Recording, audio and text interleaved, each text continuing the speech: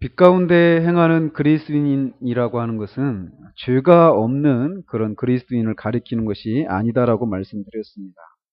오히려 그리스도인은 이 하나님과의 교제 가운데서 자신의 죄를 인해서 깊은 탄식 가운데 있는 사람이다라고 이렇게 말씀드렸죠. 그리스도인의 실상이 이러한데도 지난주 우리가 살펴본 것처럼 8절과 10절에서 주장하는 사람들처럼 자신 안에는 죄가 없다. 즉 죄의 본성을 부인하는 사람과 10절에서처럼 죄의 본성이 없으니까 죄된 행위를 하지 않는다. 자기들은 죄를 범하지 않았다라고 자기의 죄를 부인하는 사람들이 있는데 그거는 스스로를 속이는 것이고 하나님의 진리도 말씀도 그 안에 없는 것이고 심지어는 하나님을 거짓말하는 분으로 만드는 그런 일이다라고 사도가 반박을 한 내용을 우리가 지난주에 살펴봤습니다. 이렇게 자신 안에 죄가 없다라고 주장하는 사람들은 사도 요한의 시대에 있었던 영지주의자들 이런 사람들만 이런 주장을 하는 것이 아니라 교회 역사 가운데서 이런 주장을 하는 사람들이 계속 있어 왔다라고 이렇게 말씀을 드렸습니다. 그래서 그들은 예수 그리스도의 그 대속의 죽음과 부활을 통해서 이루신 일들을 이렇게 성경에서 말하는 것을 넘어서서까지 얘기한다든지 또는 그리스도 안에 있는 성령의 능력을 균형 잡힌 시각이 아닌 관점으로 이렇게 드높인다든지 또는 어떤 그 영적인 체험, 깊은 어떤 영적인 체험을 통해서 이제 다시 자신은 죄와 더불어 싸울 필요가 없는 그런 아주 높은 경지에 이렇게 도달해서 이제 싸우는 것이 아니라 평강과 고요의 경지에 도달할 수 있는 것처럼 주장하는 사람들이 교회 역사 가운데 계속 있어 왔다라는 거죠. 그리고 이 죄된 행위를 부인하는 것도 마찬가지로 성경에서 명백하게 죄라고 말하고 있는데도 그거를 오늘날은 죄라는 용어를 사용하지 않고 어떤 상처다. 환경 때문에 그 마음의 상처를 받은 것이고 그 상처가 회복이 되어져야 된다. 뭐 이런 식으로 얘기한다든지. 그러니까 죄 문제를 심리적인 어떤 문제로 돌려버린다라는 거죠. 또는 어떤 유전적인 그런 결함 때문에 그렇지 그게 죄가 아니다라고 하면서 죄라고 인정하지 않고 그래서 죄를 범하고 있지 않다라고 주장하는 사람들이 오늘날에도 있다라고 이렇게 말씀을 드렸습니다. 그러나 그 모든 주장들은 거짓이다라고 이렇게 말씀드렸습니다.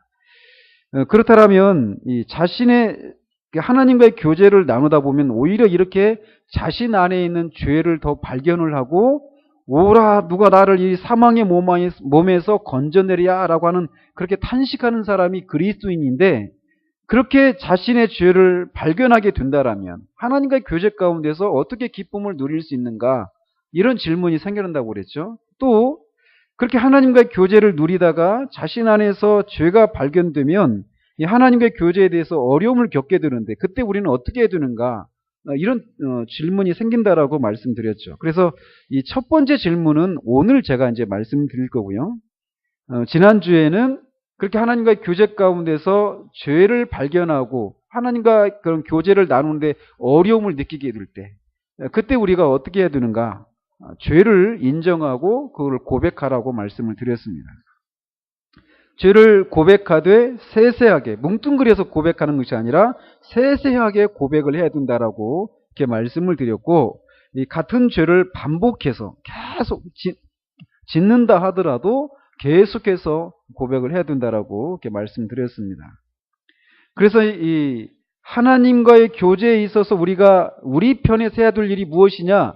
6절에 있는 것처럼 빛 가운데 행해야 돼요. 먼저 빛 가운데 행하고 그러다가 우리의 이 하나님과의 교제 가운데서 하나님의 거룩하신 그 본성의 빛이 우리의 죄악을 이렇게 드러내 보이실 때 우리는 그 죄를 인정하고 고백을 해야 돼요. 빛 가운데 행하고 죄가 발견되면 그걸 인정하고 고백하는 것. 이게 이제 우리 편에서 하나님과의 교제 가운데서 우리 편에서 해야 될 일이란 말이죠.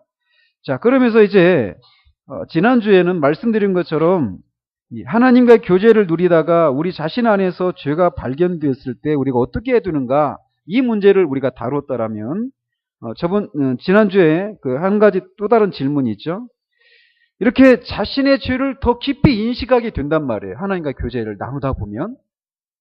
그래서 옛날에는 말하는 것도 생각하는 것도 행동하는 것도 아무런 마음의 제약이 없었어요. 그런데 이제 하나님과의 교제가 깊어지다 보면은 말하는 게 내가 이렇게 말하면 안 되지. 행동하는 것도 생각하는 것도 그런 것 속에서 예전에는 없었던 그런 감각들이 생겨난단 말이에요. 그래서 오히려 내가 이렇게 거칠게 말을 하고 있었구나. 내가 이렇게 온전치 않은 생각들이 내 안에 가득하구나. 내가 이렇게 정말 죄된 행위들을 하고 있었구나라고 하는 것을 하나님과의 교제 가운데서 더 깊이 깨닫게 된단 말이에요. 자, 그렇게 되면은 우리가 그런 우리 자신의 모습을 보는 것은 고통스럽습니다. 그렇죠? 우리가 하나님 앞에서 아무런 무가치하고 그렇게 죄로 가득한 그런 사람이다라고 하는 생각이 들 때 우리 자신이 하나님 앞에서 정말 부정한 사람이다라고 하는 그런 인식이 우리 가운데 들어올 때 우리 안에 기쁨이 있을 수가 없단 말이에요. 그죠? 그런데 우리가 지금 살펴보고 있는 것처럼 하나님과의 교제를 나누는 것을 통해서 우리 안에 기쁨이 충만케 되기 위해서 이 편지를 썼다라고 말하고 있는데, 즉 하나님과의 교제 가운데서는 기쁨이 있다라고 사도가 얘기를 하고 있는데, 우리가 실제적으로 느끼는 것과 죄를 인식하는 데서 오는 그 비참함을 느끼는 것과 사도가 지금 말하고 있는 이 기쁨이 있다라고 하는 이 사실을, 이 간격을 어떻게 메꿀 수 있는가라는 거예요. 어떻게 하나님과의 교제 가운데서 이렇게 죄를 보게 되는데 기쁨을 누릴 수 있는가? 이 문제를 오늘 우리가 살펴보려고 합니다. 그 문제에 대한 해결책을 하나님께서 마련해 놓으셨어요. 7절과 9절에서 말이죠. 하나님은 정말 우리가 오늘 살펴보겠지만 하나님은 복되신 분이셔요. 하나님은 복되신 분이셔요. 하나님이 만드신 모든 피조물들에게 복을 주시기를 원하시는 분이 하나님이셔요. 하나님이 창조하신 그 피조물을 억압하고 구속해서 그들을 고통스럽게 하려고 하는 그런 하나님이 아니시란 말이에요. 하나님은 복되신 분이셔요. 문제는 그 하나님을 그런 하나님으로 우리가 인정하지 않고 하나님이 제시하시는 방법대로 살지 않는 데에서 우리가 어려움을 겪는 것이 문제이지, 하나님을 그렇게 인정하지 않는 데에서 어려움이 생기는 것이 문제일 뿐이지, 하나님은 복되신 분이시란 말이에요. 그러면서 오늘 또 우리가 보자라는 거죠. 이 7절과 9절을 통해서 그렇게 하나님과의 교제 가운데서 죄를 인식하고 고통하고 있는 사람들에게 하나님이 또 길을 마련해 놓으셨다라는 거예요. 자, 하나님과의 교제에 있어서 우리가 할 일이 말씀드린 것처럼 빛 가운데 행하고 죄를 발견하게 됐을 때 죄를 하나님이 빛 가운데서 우리 안에 있는 죄를 보여주셨을 때 그것을 인정을 하고 고백을 하면 된다라고 말씀을 드렸어요. 자, 우리가 할 일이 만약에 이런 것이라면, 그래서 우리가 우리의 죄악을 하나님 앞에 고백하기만 하면 다시금 하나님과의 교제가 계속 이어져 갈 수 있는가? 아니라는 거예요. 여러분 잘 따라오셔요. 이 고백을, 우리가 할 일이 우리의 죄를 인정하고 고백하는 것이다라고 지난주에 말씀드렸는데, 지금 저는 여기서 또 그럼 고백하기만 하면은 그냥 자동적으로 또 하나님과의 교제가 또 계속 이어져 갈 수 있는가? 그렇지 않다라는 거예요. 왜 그러느냐? 교제를 나눈다라고 하는 것은 일방적인 것이 아닙니다. 그죠? 교제를 나눈다라는 얘기는 서로 쌍방향적이에요. 쌍방이 서로 이렇게 쌍방향이라는 거죠. 일방적이지 않고 서로 교차적이란 말이에요. 그죠? 즉, 교제의 한 당사자인 우리가 우리의 죄악을 인식하고 그것을 고백한다고 해도 교제의 또 다른 당사자이신 하나님 편에서 우리의 죄를 용서해 주시지를 않는다라면 우리의 죄악으로 인해서 이게 각성한 우리의 양심은 끊임없이 우리를 송사하게 될 거란 말이에요. 그렇기 때문에 하나님과 온전한 교제를 이어갈 수가 없어요. 그러니까 마치 부부가 싸움을 했어요. 싸운 건 아닙니다.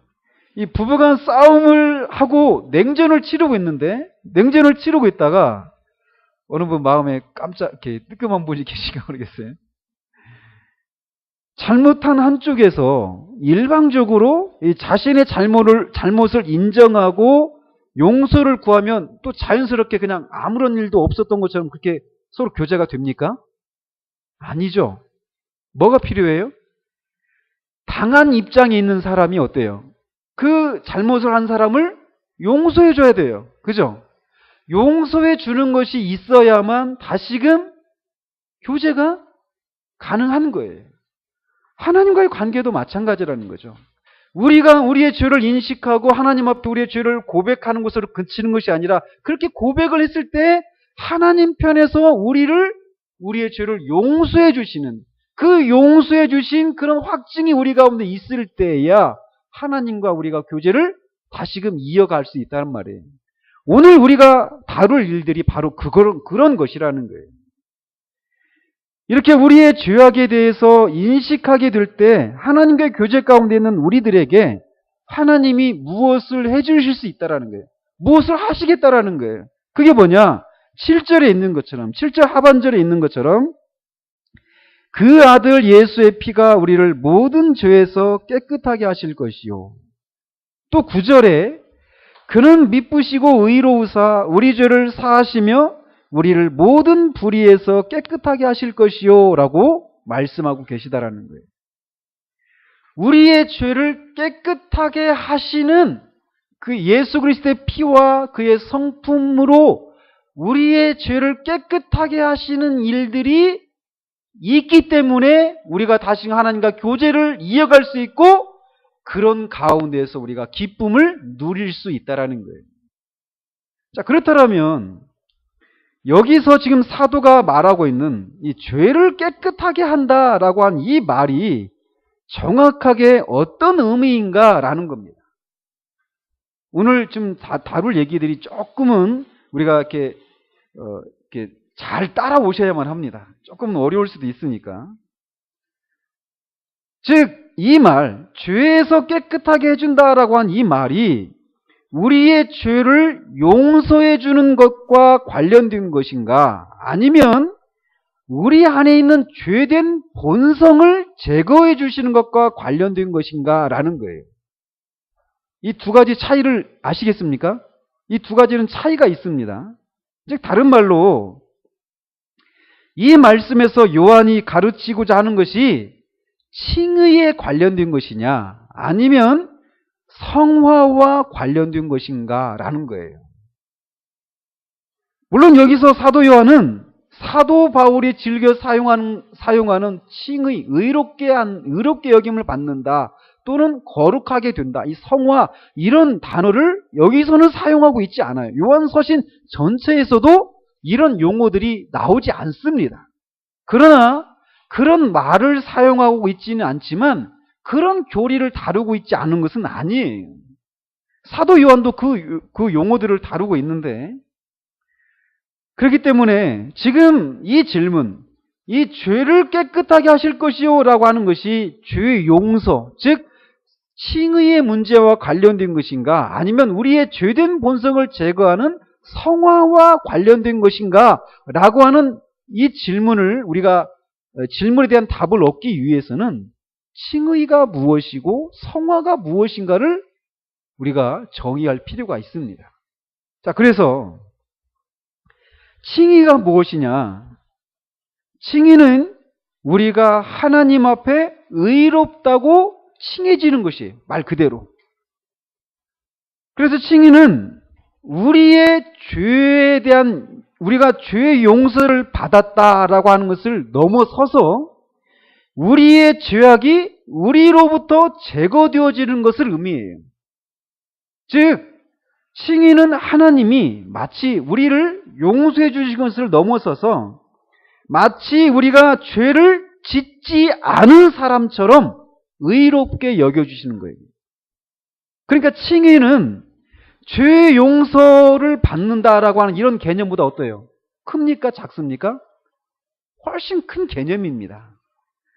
왜냐하면 우리가 죄 용서를 받아도 죄는 남아있을 수 있어요. 우리 4월달에 우리 지성이 일이 있었잖아요. 그것 때문에 그 사건과 연루된 분이 검찰에까지 고발돼서 검찰까지 갔습니다. 그리고는 결국은 그분이 이제 기소유예 처분을 받았어요. 그래가지고 법적으로는 어떤 불이익을 받지 않을 수 있는 그런 처벌을 받았어요. 신원조회를 하면은 소위 빨간 줄 이런 기록이 안 나오게 되어 있어요. 그렇지만 여전히 경찰서에 가면 이 수사 기록은 남아 있습니다. 범죄 기록은 남아 있지 않지만 수사 기록은 남아 있어요. 그러니까 그분이 죄를 지었죠. 죄를 지었지만 용서를 받았습니다. 그런데 칭의는 그런 개념이 아니라는 거예요. 아예 수사 기록조차도 없는 거예요. 아무런 흔적이 없는 거예요. 그런 방식으로 하나님이 우리를 하나님 앞에 죄를 분명히 지었단 말이에요. 그런데 우리가 죄를 한 번도 짓지 않은 것처럼 우리를 의로운 사람으로 여겨주시는 거예요. 그게 바로 칭의란 말이에요. 자, 이게 칭의라면 이거에 비해서 성화는 뭐냐면 성화는 우리의 죄성과 관계되는 거예요. 춥습니까? 자, 이걸로 표시를 해주세요. 자, 칭의는 이미 지은 죄를 다루는 것이지 우리 안에 있는 죄성을 다루지 않아요. 이거를 잘 구분을 하셔야 됩니다. 우리의 죄가 사함을 받고 죄책감과 죄악이 제거된 후에도 하나님이 이렇게 우리를 의롭다고 여겨주셔서 죄를 짓지 않은 사람처럼 우리를 여겨주시는 그 칭의를 우리가 받은 후에도 여전히 죄된 성품이 우리 안에 남아있단 말이에요. 우리가 지난주에도 살펴봤던 것처럼. 그러니까 우리가 하나님과의 교제 가운데서 고통을 겪는 거예요. 이 우리 안에 남아있는 죄된 성품 때문에. 그런데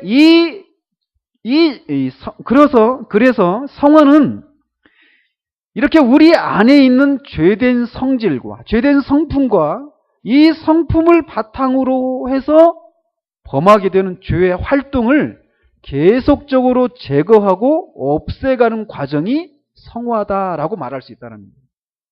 자, 이 차이를 아시겠죠? 우리 안에 죄된 성품이 남아있어요. 그리고 죄된 성품이 남아있으니까 죄를 짓잖아요. 그죠? 그런 행위, 죄된 성품과 그 죄된 성품 때문에 짓게 되는 그 죄된 행위들을 계속해서 제거해가고 없애가는 그 과정을 성화다라고 말한다라는 거예요. 그래서 이게 이 땅에서는 이게 궁극적인 그런 지점으로 도달하지는 않죠. 우리가 죄책감으로부터 벗어날 수는 있지만 이 칭의를 통해서 죄책감으로부터는 벗어났지만 죄의 권세와 죄의 오염으로부터 우리가 벗어난 건 아니란 말이에요. 성화는 이 부분, 죄의 권세 또는 죄의 세력과 죄의 오염과 관련된 그런 부분인데 이 죄의 권세와 죄의 오염으로부터 해방되는 것은 이 땅에서 이루어지진 않습니다. 그러나 성화는 그런 영향력으로부터 우리를 점점 이렇게 멀어지게 해주는 거예요. 이게 성화의 과정이란 말이죠.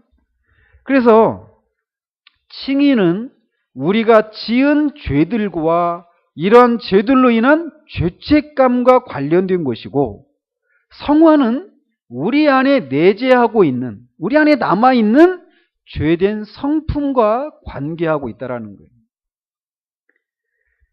자, 그렇다면 칭의와 성화가 이런 주제라면 이렇게 정의를 내릴 수 있다라면 오늘 여기서 사도가 7절과 9절에서 말하고 있는 것처럼 우리의 모든 죄로부터 우리를 깨끗하게 하신다. 예수 그리스도의 피가 우리의 모든 죄를 깨끗하게 하신다라고 말할 때 죄를 깨끗하게 한다라고 하는 것이 여러분들이 생각할 때는 칭의와 관련된 그런 말씀인 것 같습니까? 아니면 성화와 관련된 말씀으로 들리십니까?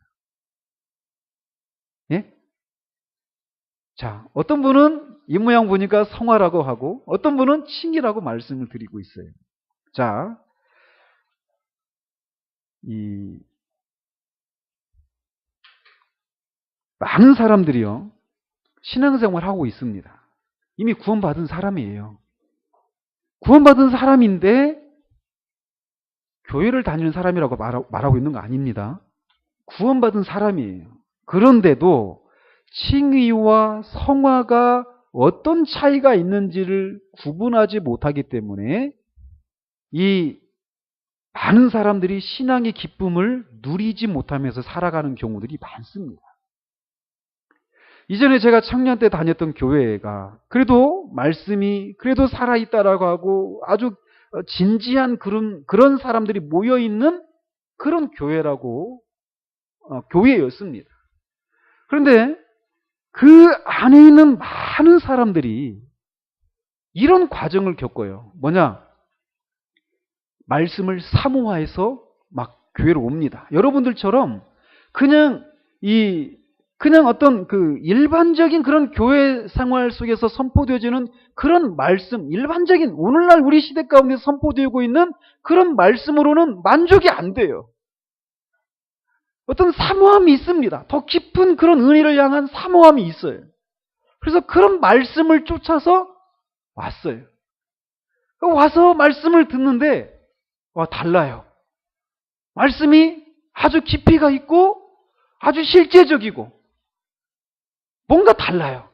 그러면서 그 말씀, 그런 교회 안에서 신앙생활 하면서 기쁨 막 누립니다. 예수 그리스도의 그 십자가를 통해서 나타난 하나님의 사랑이 피상적으로 들리는 것이 아니라 너무 실제적으로 막 다가오고 하나님의 사랑을 경험하고 하나님을 향한 그리움과 갈망이 무엇인지를 알고 하나님을 추구하는 그런 삶을 살아갑니다. 그렇게 시작을 했어요. 근데 그렇게 가다가 언젠가부터 자신 안에 있는 죄들을 이제 이전보다 더 깊이 인식하는 그런 시기들이 옵니다. 그러면서 어디로 가느냐면 처음부터 그런 과정을 밟지는 않아요. 근데 어디로 가느냐면 궁극적으로 자신 안에 있는 죄들을 자꾸 보다 보니까 내가 정말 구원받은 거 맞는가? 내가 정말 그리스도인이 맞는가? 이런 의심을 하는 대로 가는 거예요. 근데 그런 의심을 하게 되는 게 뭐냐면 칭의가 무엇이고 성화가 무엇인지를 분명하게 알고 있지 못하기 때문에 겪는 혼란이에요. 우리가 있잖아요. 기쁨을 누리기를 원한다라면 반드시 필요한 게 뭐냐면 확신이에요. 확신. 확신이 없는 기쁨은 없습니다. 기쁨은 확신 가운데서 나오는 거예요. 그런데 칭의와 성화에 대해서 불분명하기 때문에 사람들이 확신을 가질 수가 없고 확신이 없으니까 기쁨을 누릴 수가 없는 거예요. 자, 그래서 이 칭의와 성화를 구별하는 것은 그냥 어떤 교리적인 논쟁을 하기 위해서 필요한 것이 아니라 실제 우리의 신앙생활이 너무나도 중요하고 실제적인 것이라는 거예요. 결론적으로 지금 이 본문에서 말하고 있는 죄를 깨끗하게 한다라고 하는 것은 성화냐 칭의냐라고 이렇게 물어본다라면 결론적으로 이 본문은 성화에 대한 것이 아니라 칭의와 관련된 것이다라고 말씀드릴 수 있습니다. 즉 우리 안에 있는 죄된 본성을 제거해서 우리를 깨끗하게 해주고 그래서 하나님과 교제를 나눌 수 있게 해준다. 예수 그리스도의 피가 그렇게 해준다라고 가르치고 있는 것이 아니라는 거예요. 우리의 죄를 용서해주고 죄책감을 제거해줘서 하나님과 교제를 나눌 수 있게 해준다라고 하는 칭의와 관련된 말씀이라는 겁니다. 왜 그러는가? 왜 이것이 우리 안에 있는 죄된 본성을 제거하는 성화와 관련된 말씀이 아니라 하나님과의 교제 가운데서 발견되는 죄로 인한 죄책감, 그 죄책감을 없애주고 죄를 용서해 주시는 칭의와 관련된 그런 본문이냐? 두 가지 근거를 댈 수 있습니다. 하나는 뭐냐면 예수의 피라고 하는 용어가 칭의와 관련된 그런 용어이기 때문이고 또 하나는 이 예수의 피가 우리의 모든 죄를 깨끗게 해주신다 할 때 이 말이 나오고 있는 본문의 맥락은, 이 문맥은 하나님과의 교제를 나누는 과정, 그 하나님과의 교제 또는 하나님과 동행하는 그 문제를 다루는 과정 가운데서 언급하고 있기 때문에 이 말은 죄를 깨끗하게 해준다라고 하는 것은 칭의와 관련된 그런 말이라는 거예요. 자, 그렇다면 두 가지를 한번 살펴보죠. 예수의 피라고 하는 말이 왜 칭의와 관련된 말이라고 할 수 있는가? 성경에 나오는 이 예수 그리스도의 피와 그의 피, 예수의 피, 그리스도의 피, 아무튼 이 피와 관련된 모든 구절을 조사해 보면 항상 그리스도의 피는 우리 주님의 죽으심과 관련되어져서 언급을 하고 있습니다. 예를 들어서 에베소서 1장 7절에도 그의 피로 말미암아 속량 곧 죄 사함을 받았느니라 라고 기록되어 있어요. 히브리서 9장 22절에도 피 흘림이 없은즉 사함이 없느니라.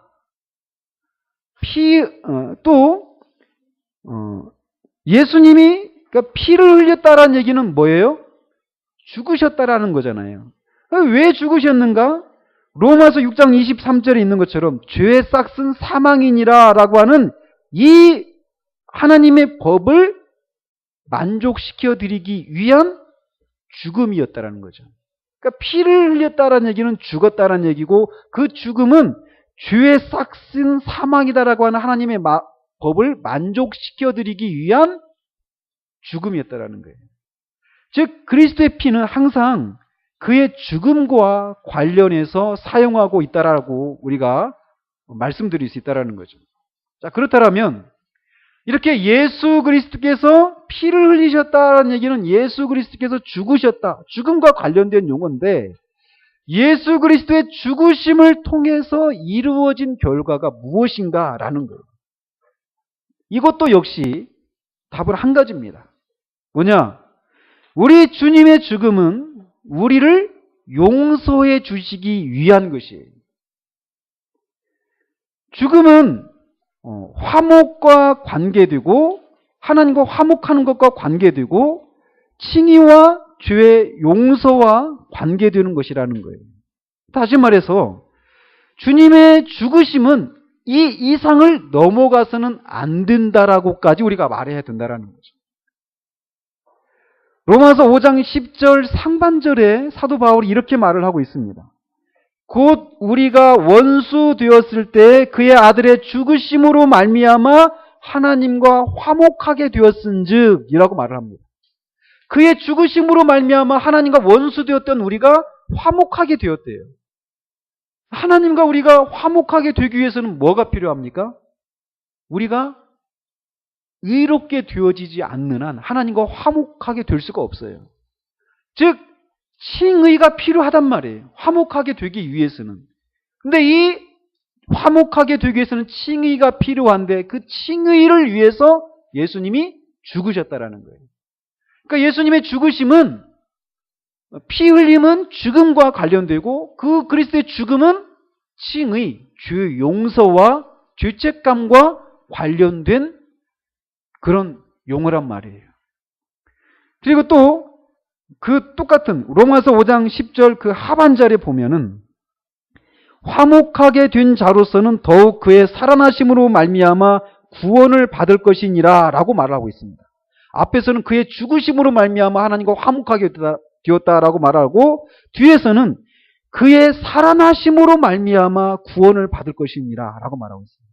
앞에서는 그의 죽으심, 뒤에서는 그의 살아나심, 그의 죽으심과 그의 부활을 따로 지금 언급하고 있다는 거죠. 그러니까 죽으심으로 말미암아서 초래된 것은 화목이라는 거예요. 화목하게 되기 위해서는 칭의가 필요하다는 거죠. 그러니까 죽으심과는, 그의 죽으심은 칭의와 관련이 되어 있다라고 우리가 말씀드릴 수 있고, 뒤에 살아나심으로 말미암아 구원을 받았다라고 말할 때 그거는 우리가 주님의 부활로 말미암아서 하나님을 향해서 새 생명을 갖게 되었다라고 하는 것을 의미합니다.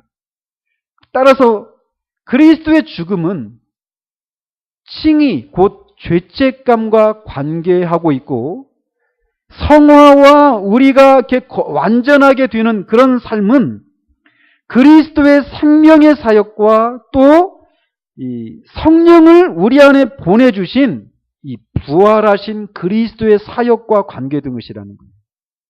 그러니까 결국 성화의 사역은 부활하신 예수 그리스도에 의해서 하나님의 선물로서 우리에게 무엇을 주어 주셨죠? 성령님을 주셨잖아요. 그죠?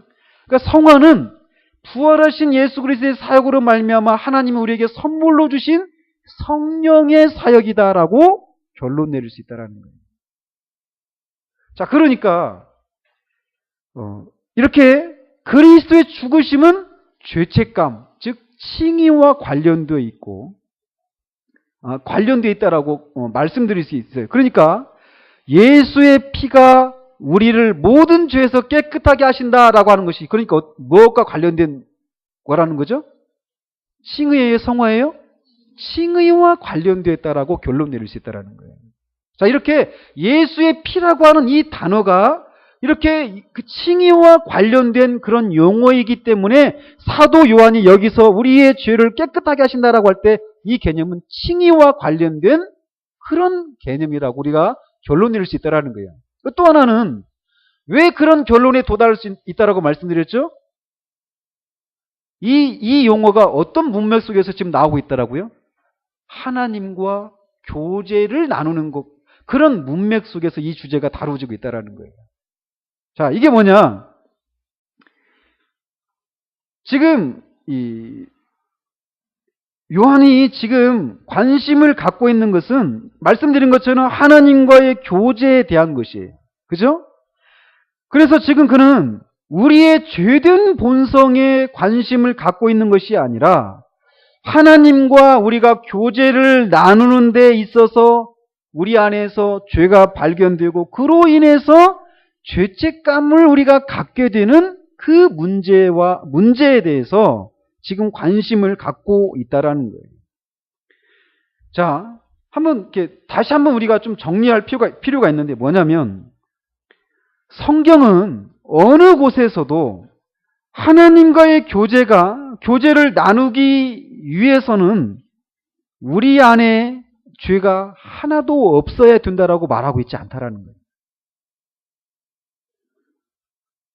만약 우리 안에 남아있는 죄 때문에 하나님과의 교제가 불가능하다라고 말한다라면 지금까지 살았던, 또 살고 있는, 또 살게 될 모든 사람들 중에 하나님과 교제를 나눌 수 있는 사람이 있을까요? 없을까요?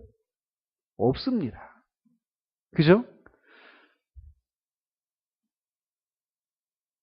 하나님과의 교제를 갖기 위해서 우리가 온전하게 완벽해야 된다라고, 완벽해야만 하고 우리 안에 남아있는 죄성이 완전히 제거되어야만 한다라면 우리는 하나님과 교제를 나눌 수가 없어요.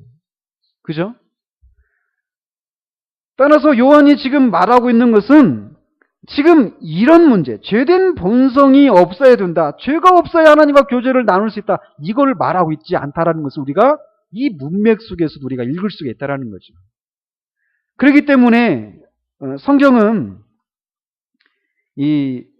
우리 안에 죄가 남아있고 죄성이 남아있고 그렇기 때문에 우리가 죄를 짓고 있다고 할지라도 하나님과 교제를 가질 수 있다라고 하는 것을 우리가 먼저 기억을 할 필요가 있습니다.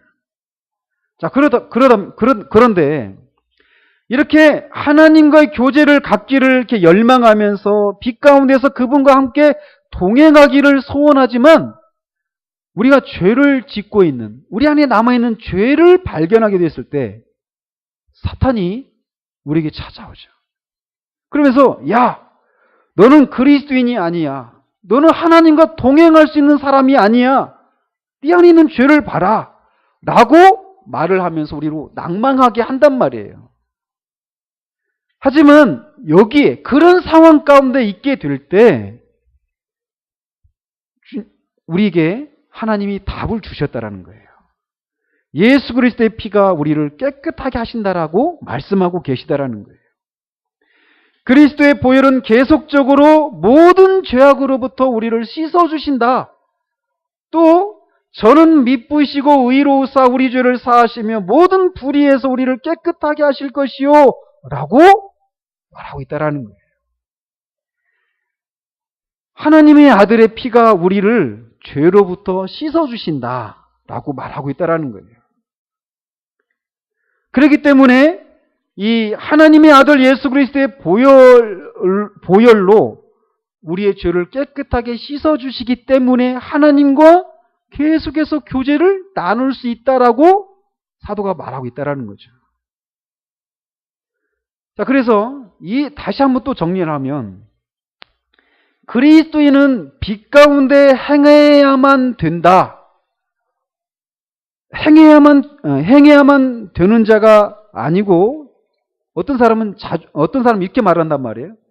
그리스도인은 빛 가운데 행하는 자가 아니고 어떤 때는 어둠 가운데서도 행한다라고 말하면 그게 말이 맞습니까? 틀립니까? 예? 다시 말씀드릴게요. 그리스도인은 빛 가운데 행하기만 하는 자가 아니라 가끔은 자주 어둠 가운데 행한다. 이렇게 말하는 것이 맞습니까? 틀립니까? 틀립니다. 이렇게는 말할 수 있습니다. 그리스도인은 빛 가운데 행하는 자지만 자주 어둠의 일을 하는 사람입니다.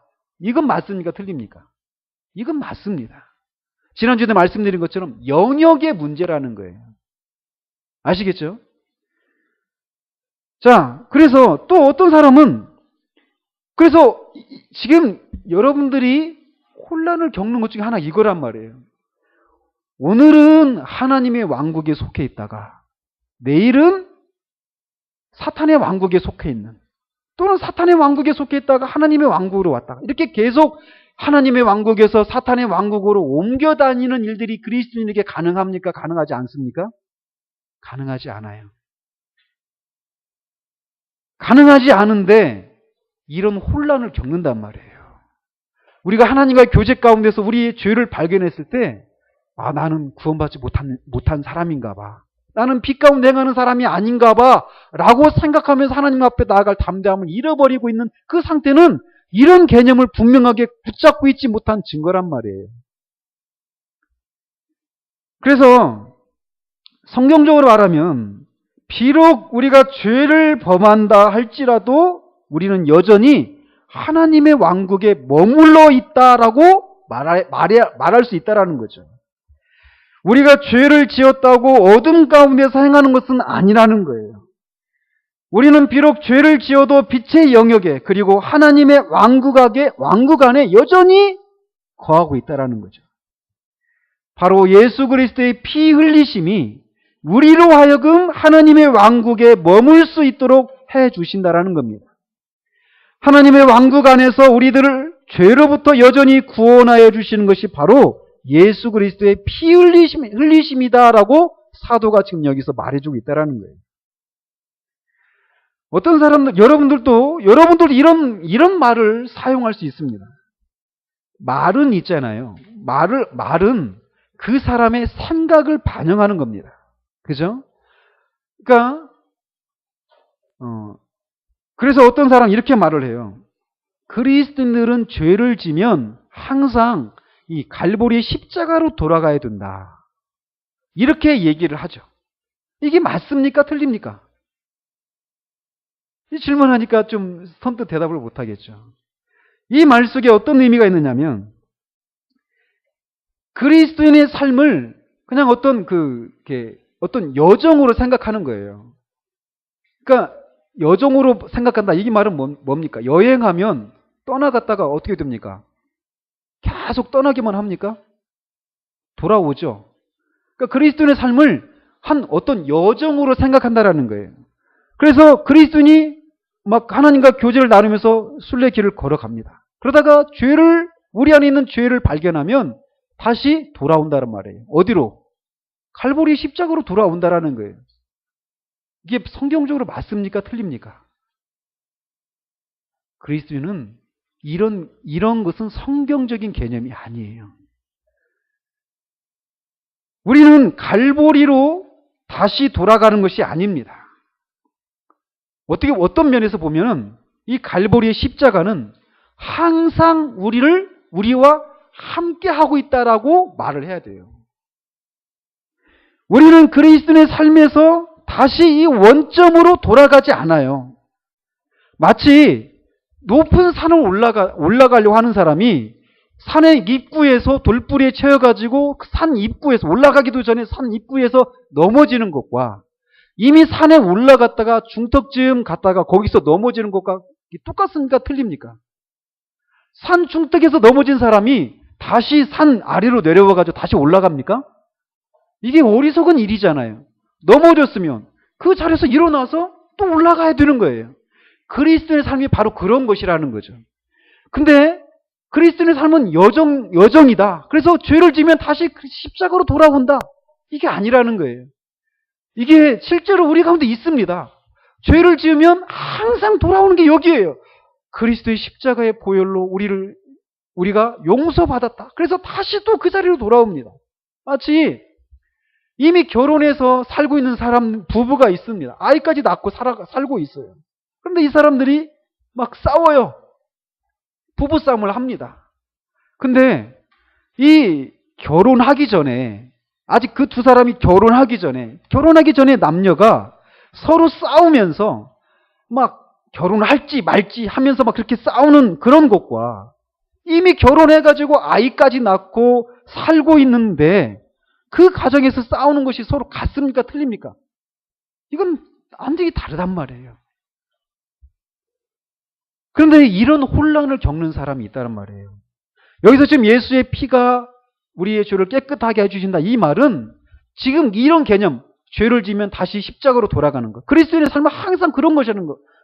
갔다가 다시 원점으로 돌아오는 이런 것이 아니라는 거예요.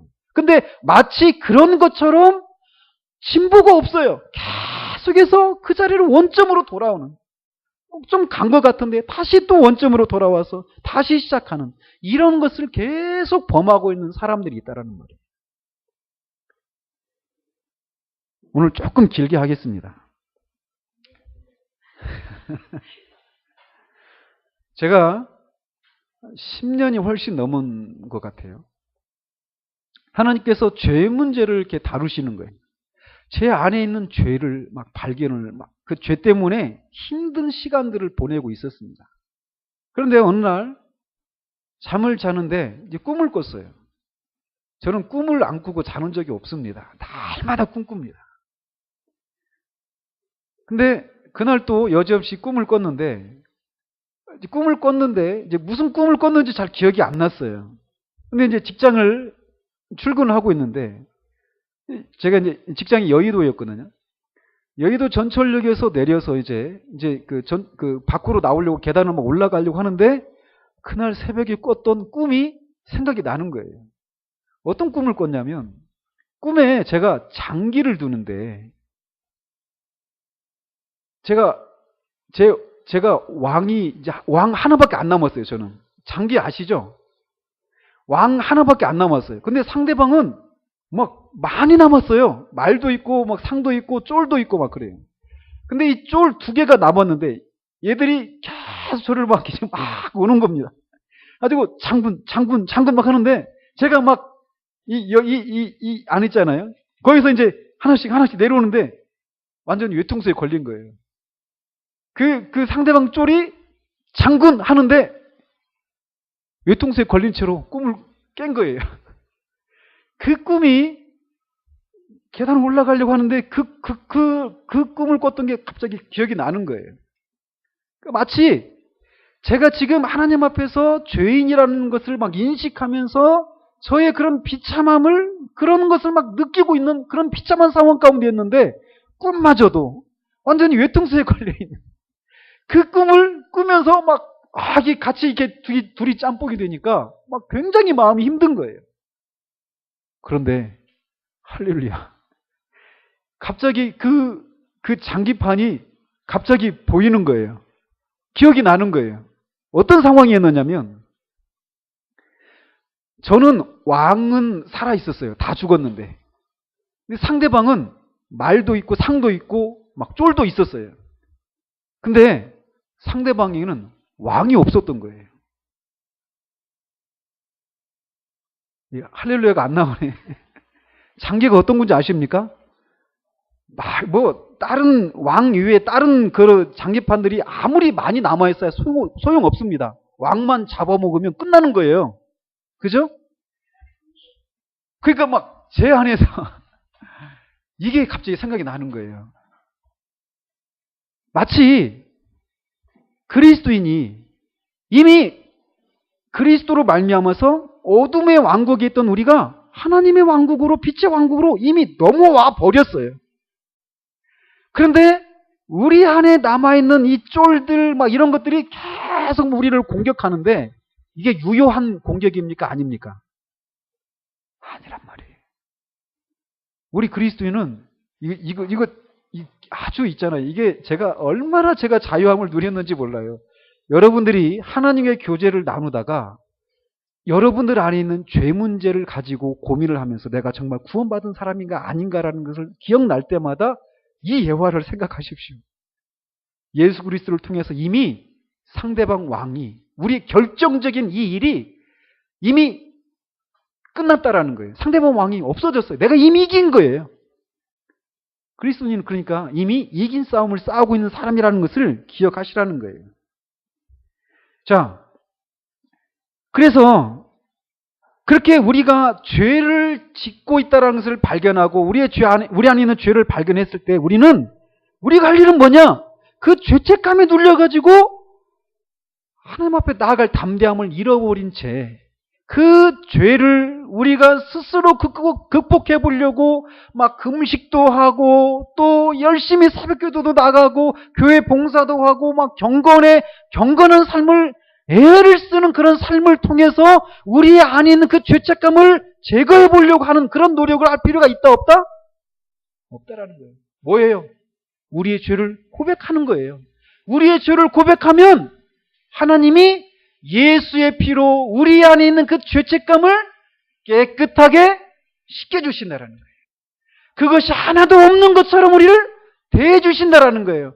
하나님 그 죄 때문에 하나님이 멀리 계신 것 같은데 그래서 우리와 교제의 자리 가운데서 멀리 떠나버리신 것 같은데 하나님이 우리가 우리의 죄를 고백하면 하나님이 예수 그리스도의 피로 우리의 죄를 깨끗하게 해주셔서 하나님이 언제나 거기 계시다라는 것을 우리에게 다시금 알려주시고 그런 죄가 한 번도 우리 가운데 없는 것처럼 우리를 여전히 대해주시기 때문에 다시금 하나님과의 교제 가운데 그런 기쁨을 누릴 수 있다라는 거예요.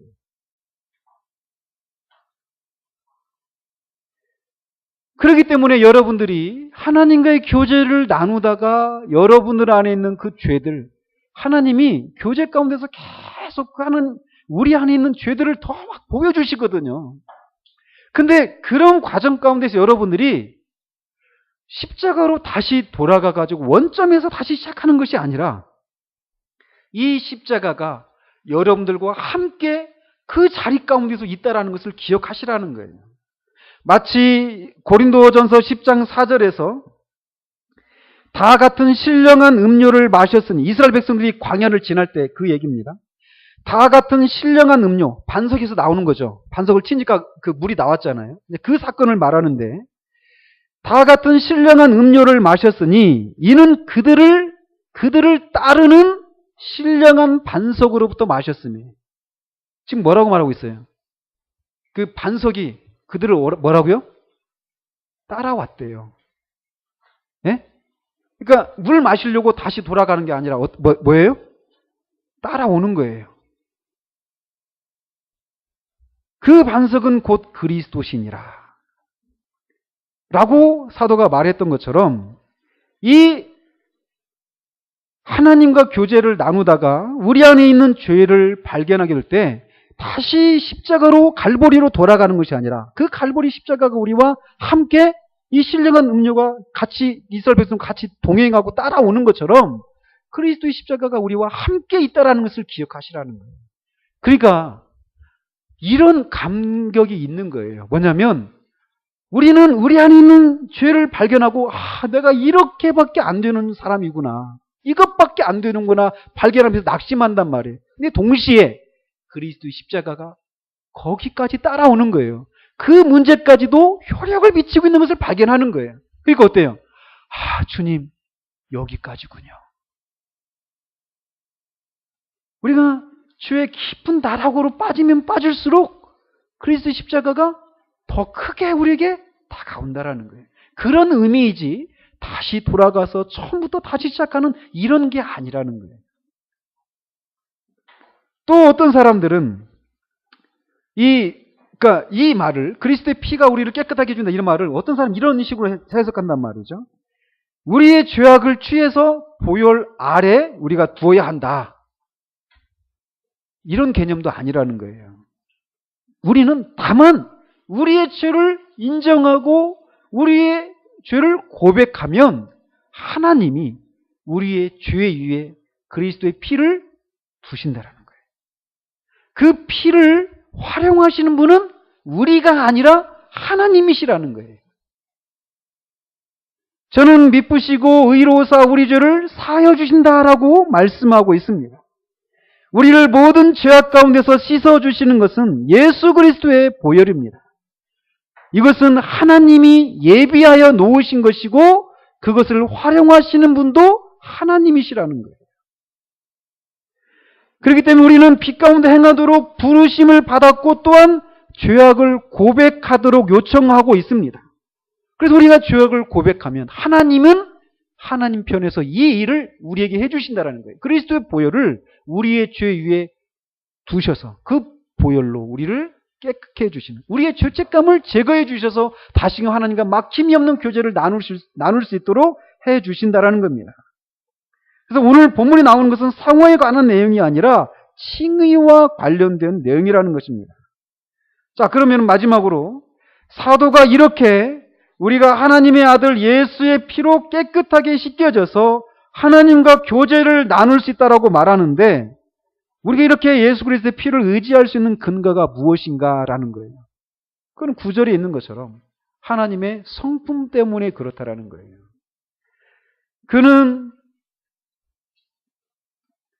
하나님은 미쁘시고 의로우신 분이시기 때문이다라고 말하고 있다라는 거예요. 하나님은 미쁘시고 의로우신 분이십니다. 하나님이 미쁘시다라는 얘기는 하나님은 자기의 성품과 일치하지 않는 다른 모습으로 행동하는 것은 불가능하다라고 말할 수 있다는 거예요. 즉 하나님은 항상 자신의 성품에 따라서 행동하신다라는 것이죠. 디모데후서 2장 13절에 우리는 미쁨이 없을지라도 주는 항상 미쁘시니 자기를 부인하실 수 없으시리라. 하나님이 그런 분이시라는 거예요. 하나님이 이렇게 자기의 성품에 반해서 행동하실 수 없는 분이시기 때문에 하나님은 자신의 말씀에 대해서도 미쁘신 분이십니다. 하나님의 말씀은 그분의 본성을 반영한 것인데 그렇기 때문에 하나님이 미쁘시다는 얘기는 하나님이 약속하신 것을 반드시 지키시고 그분을 신뢰하는 사람은 단 한 사람도 실망당하거나 거절당하지 않으신다라는 거예요. 그래서 하나님께 우리가 만일 우리의 죄를 고백하면 우리가 십자가상에서 돌아가신 그분의 아들을 바라보면 우리를 용서해 주시겠다라고 하나님이 약속하셨는데 그 약속을 반드시 지키시는 분이시라는 거예요. 그렇기 때문에 우리가 이것을 의지할 수 있다라는 것이죠. 그러므로 요한은 말하기를 의심하지 말고 약속하신 말씀에 대한 하나님의 이 미쁘심, 성실하심, 신실하심을 의지하라고 요청하고 있는 것입니다. 하나님은 미쁘신 분이실 뿐만 아니라 하나님은 의로운 분이시다라고 말씀하고 계십니다. 이 말은 하나님이 의로우시다라고 이 문맥에서 말하는 것은 그분이 정하신 이 의를 변하게 하지 않으신다라는 거예요. 처리하지 않으신다라는 거예요. 하나님에게 있어서 가장 큰 문제는 죄인을 용서하시면서도 동시에 하나님이 어떻게 하나님의 거룩하심, 공의로우심을 유지할 수 있는가, 이것이 하나님에게 가장 큰 문제였다라고 경외하는 마음으로 많은 학자들이 얘기를 합니다. 하나님이 죄가 있는데 죄 있는 사람을 불쌍하니까 너 용서해 주마. 이렇게 말하면 하나님이 의로운 분입니까? 안 의로운 분입니까? 의로운 분이 아니시게 되는 거예요. 죄인을 용서해 주시는데 죄인을 용서해 주시면서 그 죄인도 의롭게 해주고 또 동시에 하나님도 의롭게 되어지는 길은 오직 예수 그리스도의 십자가 뿐이었어요. 하나님은 예수 그리스도의 십자가를 통해서 그리스도의 십자가 안에서 우리의 죄를 다 처리하셨습니다. 그래서 예수 그리스도 안에서 우리의 죄에 대한 대가를 다 치르게 하셨어요.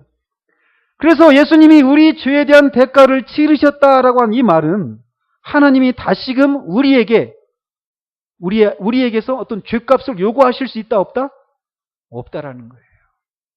더 이상 우리에게 죄값을 요구하지 않으시게 되었다라는 거예요. 그리스도 안에서 그 사역이 영단번에 완성이 되었습니다. 따라서 이것을 믿은 우리는 용서를 받았습니다. 하나님이 그분의 아들의 죽음과 피 흘리심 가운데 죄를 벌하셨기 때문에 더 이상 하나님은 거룩하신 분이 안 되게 하나님의 거룩하심이 손상이 가지 않게 되었어요. 또 그 그리스도 안에서 하신 일들을 믿는 우리들도 의롭게 될 수 있었다라는 거예요. 그리스도의 십자가를 통해서 믿는 우리도 의롭게 되어지고 하나님도 의롭게 되어지는 일들이 그리스도의 십자가의 죽으심을 통해서 이루어지게 되었다라는 것이죠. 하나님이 그렇게 하시기로 정하셨어요. 그리고 그 하나님이 그렇게 정하시고는 그거를 결코 변화시키지 않는다는 거예요. 바꾸시지 않는다는 거예요. 처리하지 않으신다는 거예요. 그래서 로이드 존스는 이 부분을 가지고 이렇게까지 얘기를 합니다. 담대하게. 하나님조차도 이 그리스도의 십자가를 통해서 구원해내신 그 길을 결코 하나님도 그거를 바꾸실 수 없다라고까지 얘기를 합니다. 그만큼 그리스도의 십자가를 통한 이 죄인을 구원하신 이 구원은 완전하고 충분하고 더 이상 변함이 없다라는 거예요. 요지부동이라는 것입니다. 하나님이 의로우시다라고 하는 것은 그런 측면이라는 거예요. 하나님이 정하신 것을 결코 처리하지 않으시는, 하나님의 의가 변하지 않는다. 하나님은 그런 분이시다라는 거예요. 그런 측면에서 의로운 분이시라는 거죠. 따라서 우리가 우리의 죄악과 불의와 무가치함을 의식하게 될 때 우리는 예수 그리스도의 보혈을 바라보아야만 합니다. 왜냐하면 거기에 하나님의 용서함이 있기 때문이에요. 하나님이 그렇게 정하셨기 때문이라는 거죠. 우리는 그리스도의 피 가운데서 하나님이 우리를 용서해 주셨고 지금도 용서해 주시며 앞으로도 용서하여 주실 것을 알고 있다라는 거예요.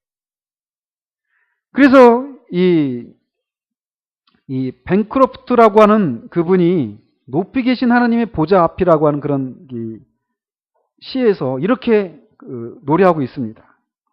사단이 나를 절망으로 유혹하며 내 안에 있는 죄에 대해 나에게 말할 때 나는 위를 우러러 거기 계신 그분을 보내.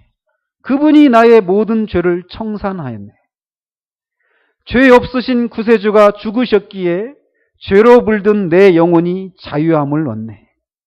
이는 의로우신 하나님이 그분을 보시고 나를 용서하기로 마음 먹으셨기 때문이라네. 하나님이 그렇게 마음 먹으셨고 그것을 결코 바꾸시지 않는다라는 거예요. 그런 하나님의 성품 때문에 우리가 하나님과의 교제 가운데서 우리의 죄를 발견할 때 다시 또 그 십자가로 돌아가는, 원점으로 돌아가는 그런 것을 반복하지 않고도 그 십자가 우리가 함께 하고 있다라는 거예요. 그 죄책감을 느낄 때 우리가 그 죄책감을 없애기 위해서 애를 쓰는 종교적인 어떤 노력들을 막 금식도 하고 새벽기도도 나오고 막 그런 어떤 열심을 내는, 죄책감을 없애보기 위해서 이런저런 선행을 하는 그런 노력을 할 필요가 없다라는 거예요. 하나님이 그리스도를 통해서 그렇게 그리스도를 바라보는 자들을 용서해 주시기로 마음 먹으셨고 그것을 결코 바꾸시지 않는 미쁘시고 의로우신 하나님이시기 때문에 우리가 그런 죄를, 하나님과 교제 가운데서 우리의 죄를 발견할 때는 다시 돌아가는 것이 아니라 주님 여기까지군요. 그리스도의 십자가의 보혈의 공로가 여기까지 미치는군요. 라고 말하면서 우리의 죄를 하나님 앞에 고백하고 우리의 죄를 회개하면 하나님이 그 그리스도의 보혈로 우리의 죄를 깨끗하게 해주셔서 우리가 죄가 없는 사람처럼 우리를 다시금 대해주시면서 우리가 하나님과 막힘없는 교제를 나눌 수 있게 된다는 거예요.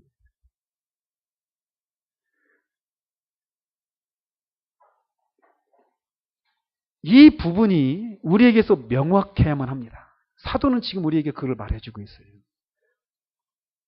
이해가 가십니까?